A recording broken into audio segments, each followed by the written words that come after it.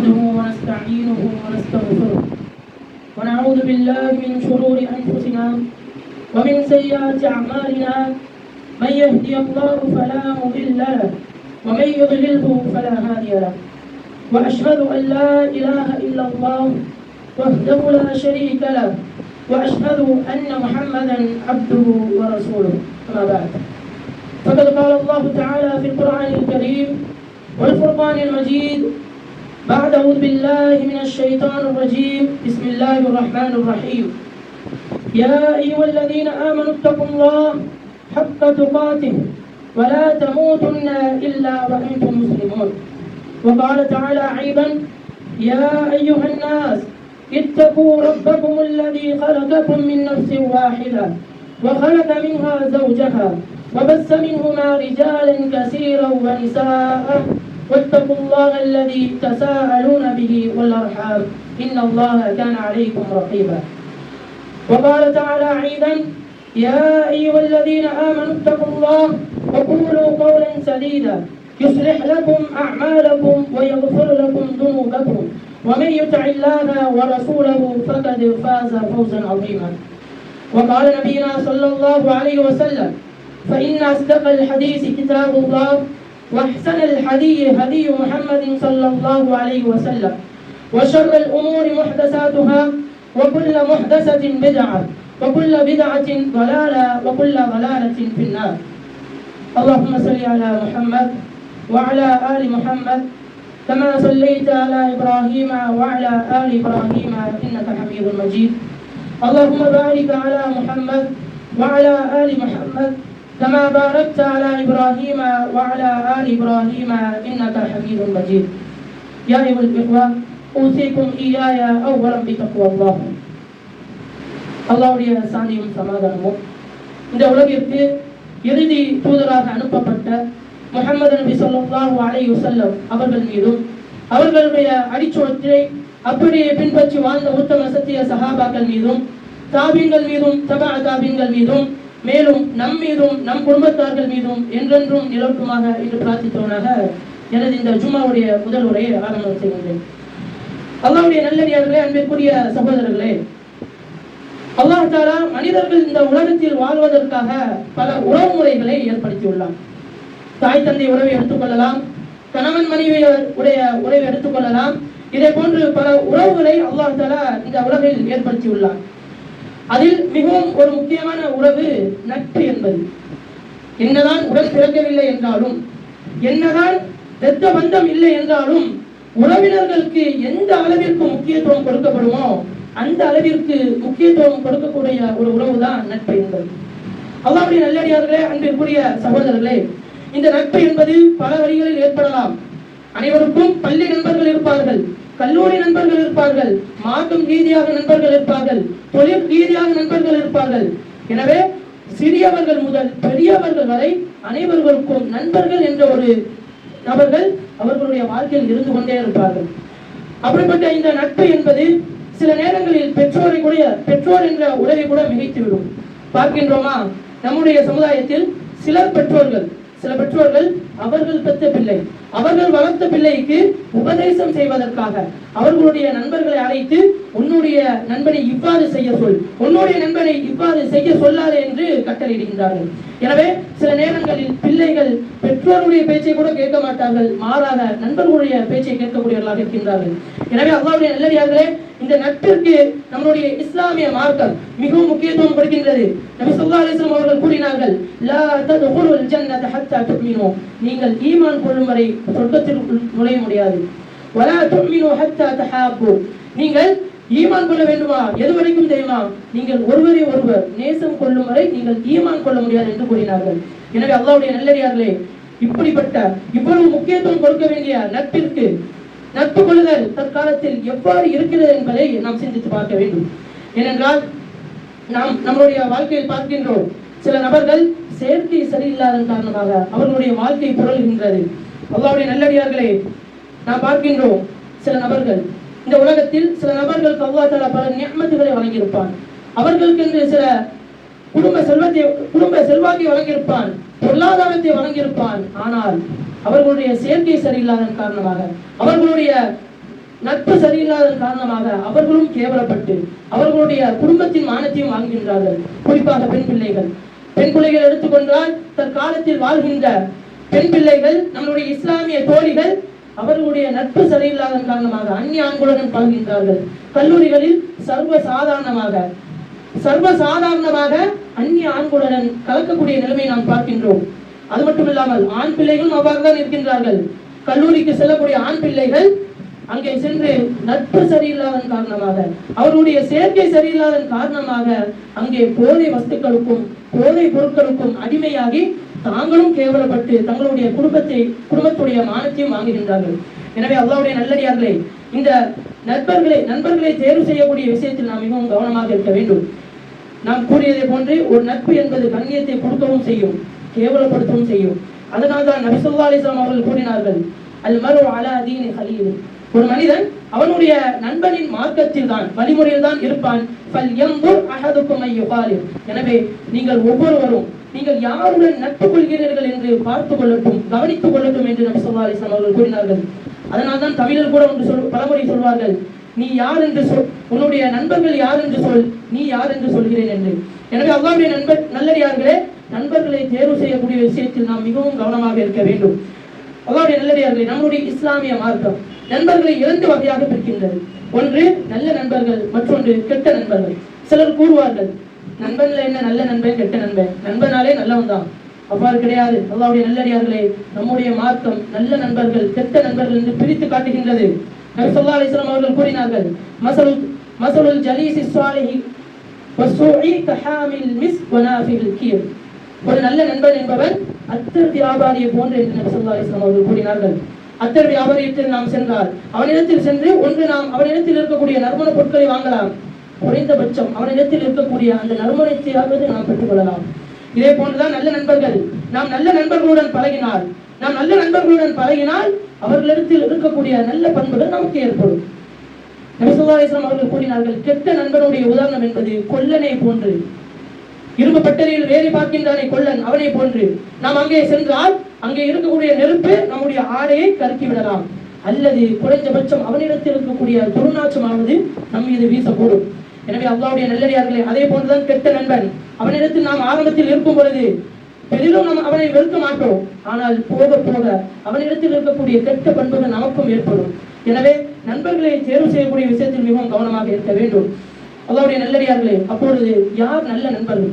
யார் நல்ல நண்பன் என்றால், எவன் ஒருவன் இந்த உலகத்திலும் நாளை மறுமையிலும் நமக்கு துணையாக நிற்கின்றவனோ அவன்தான் உண்மையான நல்ல நண்பன் என்பவர்.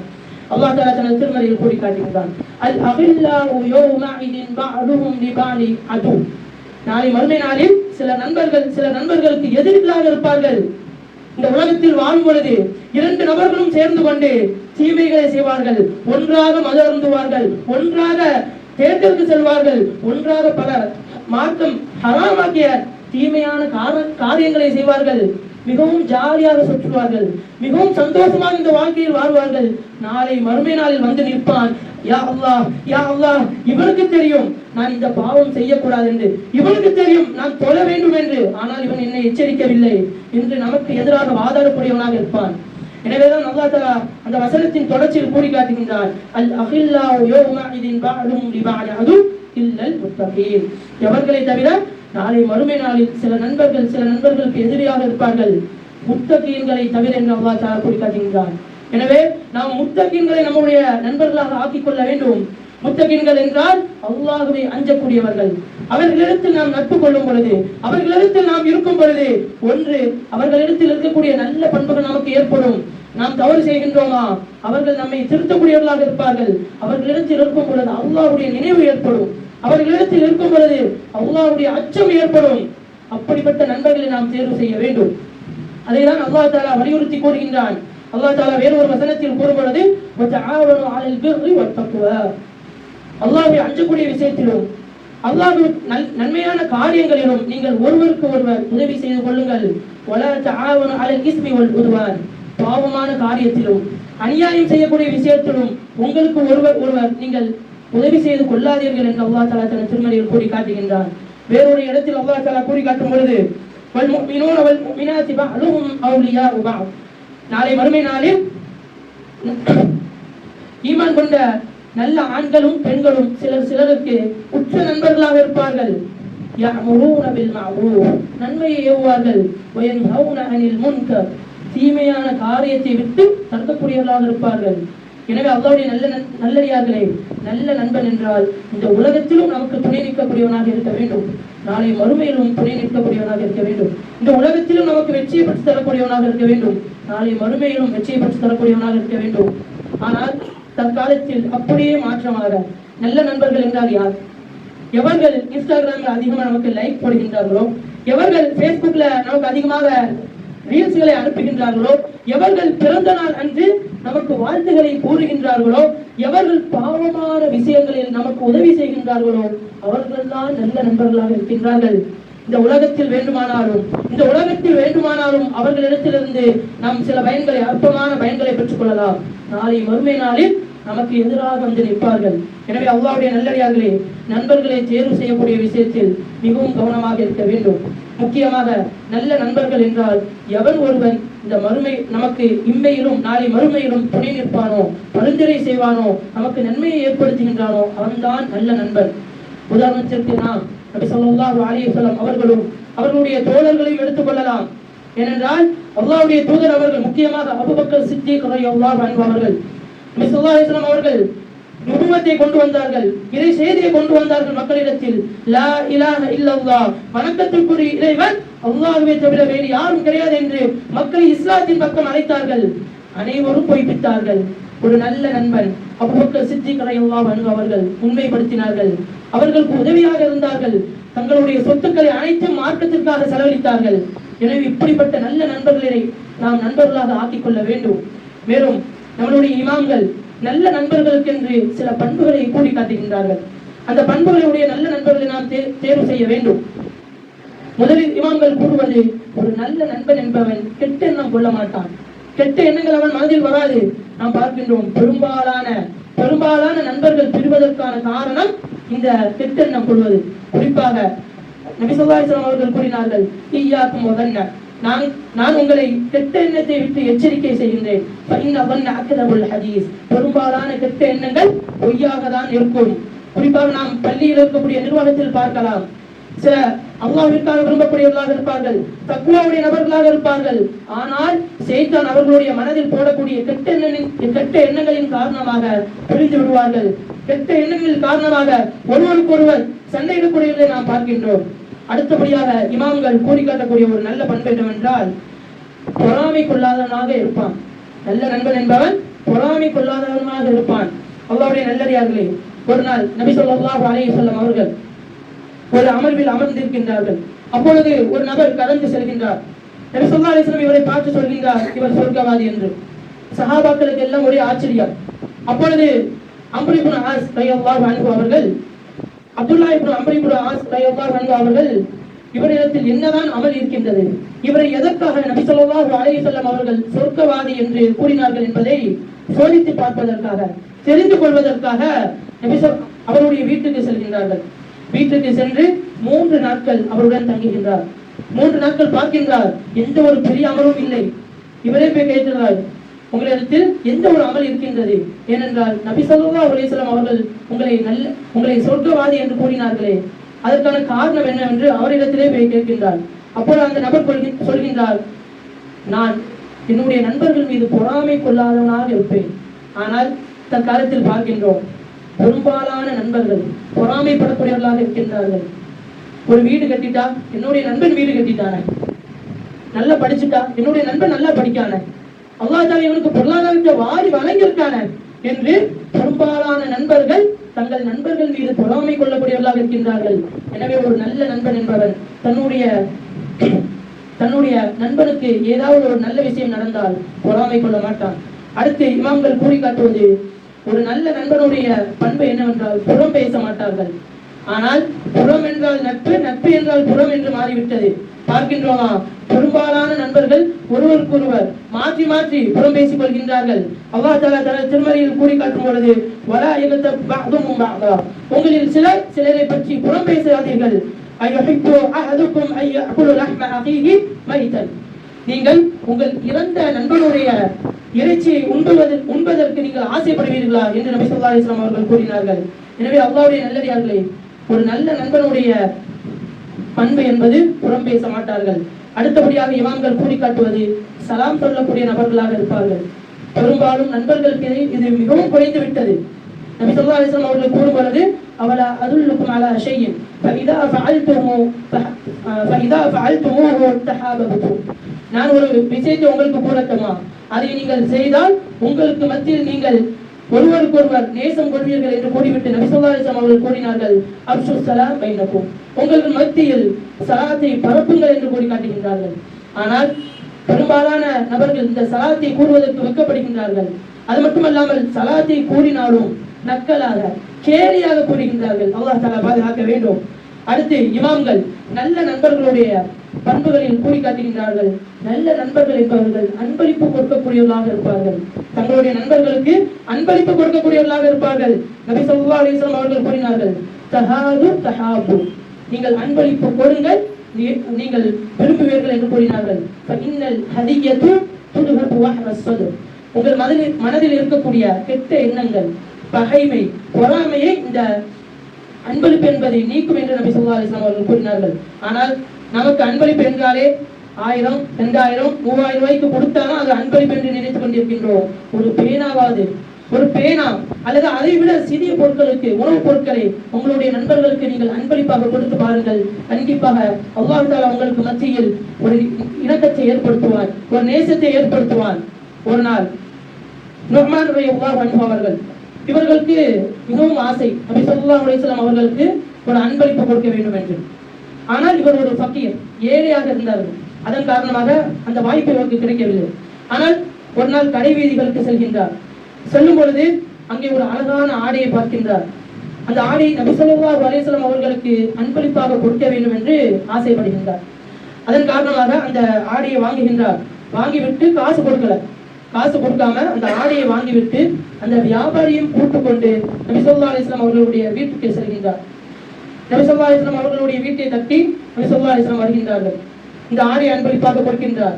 கொடுத்துவிட்டு நபி ஸல்லல்லாஹு அலைஹி வஸல்லம் அவர்களுக்கு மிகவும் மகிழ்ச்சி. ஏனென்றால் இவர் ஒரு நகைச்சுவை மிக்க, நபி ஸல்லல்லாஹு அலைஹி வஸல்லம் அவர்களுக்கு மிகவும் பிரியமான ஒரு சஹாபியாக இருந்தார். அதன் காரணமாக நபி ஸல்லல்லாஹு அலைஹி வஸல்லம் அவர்களுக்கு மிகவும் மகிழ்ச்சி. அந்த ஆடையை போட்டு காட்டுகிறார்கள். இவருக்கும் மிகவும் மகிழ்ச்சி. பிறகு கூறி காட்டுகின்றார், அல்லாஹ்வுடைய தூதரே, உங்களுக்கு நான் பல நாட்களாக அன்பளிப்பு கொடுக்க வேண்டும் என்று நினைத்துக் கொண்டிருந்தேன். இப்பொழுது உங்களுக்கு அன்பளிப்பு கொடுத்து விட்டேன். ஆனால் இதற்கான காசு நான் கொடுக்கல. இந்த வியாபாரி நிற்காது, அவர்கிட்ட நீங்க காசு கொடுத்துருங்க என்று சொல்கின்றார். அல்லாஹ் அக்பர். அல்லாஹ்வுடைய நல்லடியார்களே, சஹாபாக்கள், நபி ஸல்லல்லாஹு அலைஹி வஸல்லம் அவர்கள் கோபப்படவில்லை. நபி ஸல்லல்லாஹு அலைஹி வஸல்லம் அவர்கள் கோபப்படவில்லை. மாறாக சிரித்துவிட்டு அந்த ஆடைக்கான தொகையையும் கொடுத்து விடுகின்றார்கள். எனவே இந்த அளவிற்கு சஹாபாக்கள் தங்களுடைய நண்பர்களுக்கு அன்பளிப்பு செய்யக்கூடிய விஷயத்தில் மிகவும் ஆர்வமாக இருந்தார்கள் என்பதை நாம் கவனிக்க வேண்டும். எனவே நம்முடைய நண்பர்களுக்கு நம்மளால் முடிந்த, நம்மளுடைய பொருளாதாரத்தினால் முடிந்த அளவிற்கு அன்பளிப்பு கொடுக்கக்கூடிய நபர்களாக இருக்க வேண்டும். அடுத்து, ஒரு நபரை நாம் நேசிக்கிறோம் என்றால், அல்லாஹ்விற்காக நாம் நேசிக்கிறோம் என்றால் அவரிடத்தில் போய் சொல்ல வேண்டும், நான் அல்லாஹ்விற்காக உங்களை நான் நேசிக்கின்றேன். இது நல்ல நண்பனுடைய ஒரு பண்பு. ஆனால் நாம் வெட்கப்படுவோம். நாம் நம்முடைய நண்பர்களிடத்தில் நான் அல்லாஹ்விற்காக உன்னை நேசிக்கிறேன் என்று சொல்வதற்கு வெட்கப்படக்கூடிய நபர்கள் தான் நம்மில் பெரும்பாலான நபர்கள் இருந்து கொண்டிருக்கின்றார்கள். எனவே அல்லாஹ்வுடைய நல்லடியார்களே, இப்படிப்பட்ட நல்ல நண்பர்களுடைய பண்புகளை பெற்று அதை நம்முடைய வாழ்க்கையில் செயல்படுத்தி நல்ல நண்பர்களாக நாமும் இருந்து பிறருக்கும் நாம் பிறரையும் நல்ல நண்பர்களையும் பெறக்கூடிய வாய்ப்பை அல்லாஹ் தஆலா உங்களுக்கும் எனக்கும் தந்து அருள் புரிவானாக என்று பிரார்த்தித்தவனாக எனது இந்த ஜும்மாவுடைய முதல் உரையை முடித்துக் கொள்கின்றேன்.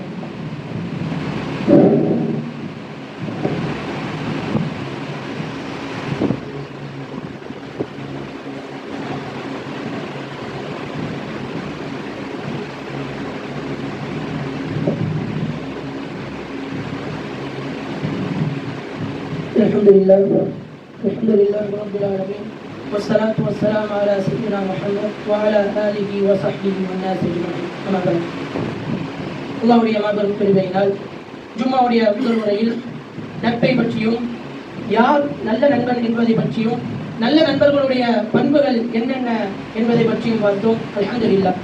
இந்த ஜும்மாவுடைய இரண்டாவது உரையில் நல்ல நண்பர்களை நம்முடைய நண்பர்களாக ஆக்கிக் கொண்டால் மறுமை நாளில் நம்முடைய நிலை என்னவென்றும், தீய நண்பர்களை, கெட்ட நண்பர்களை நம்மளுடைய நண்பர்களாக ஆக்கிக் கொண்டால் நாளை மறுமையில் நம்முடைய நிலை என்னவென்றும் பார்க்கலாம். அல்லாஹ்வுடைய நல்லடியார்களே, நாம் இந்த உலகத்தில் வாழும் பொழுது நல்ல நண்பனை, தக்வாவுடைய நண்பனை எவனிடத்தில் நாம் இருந்தால், எவனிடத்தில் நாம் நட்பு கொண்டால் அல்லாஹ்வுடைய அச்சம் வருமோ, அல்லாஹ்வுடைய நினைவு வருமோ, நம்மை தீமையான காரியங்களிலிருந்து தடுப்பானோ, அப்படிப்பட்ட நண்பனிடத்தில் நாம் நட்பு கொண்டால் நாம் மறுமை நாளிலும் நமக்கு வெற்றி கிடைக்கும், இம்மையிலும் வெற்றி கிடைக்கும். ஏனென்றால் நபி ஸல்லல்லாஹு அலைஹி வஸல்லம் அவர்கள் கூறினார்கள்,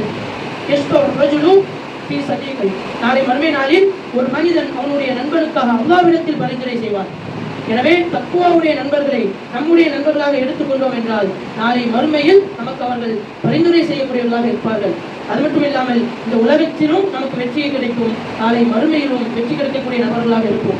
மாற்றமாக இந்த உலகத்தில் வாழும் பொழுது கெட்ட நண்பர்களை நம்முடைய நண்பர்களாக தேர்வு செய்தோம் என்றால், அவர்களிடத்தில் நாம் நட்பு கொண்டோம் என்றால் நாளை மறுமை நாளில் கை சேதப்பட்டவர்களாக இருப்போம். அல்லாஹ் தஆலா தனது திருமறையில் கூறி காட்டுகின்றார், நாளை மறுமை நாளில் அநியாயக்காரன் அவனுடைய கையை கடித்துக் கொண்டு கூறுவான்,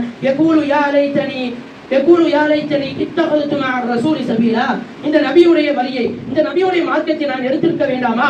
மேலும் கூறி காட்டுவான், யா வைலதா, யா வைலதா, எனக்கு ஏற்பட்ட நாசமே, எனக்கு ஏற்பட்ட கேடே, லம் அத்தகிது ஃபுலானன் கலீலா, இவனை நான் என்னுடைய நண்பனாக எடுக்காமல் இருந்திருக்கலாமே என்று நாளை மறுமையில் புலம்பக்கூடிய நபர்களாக இருப்போம்.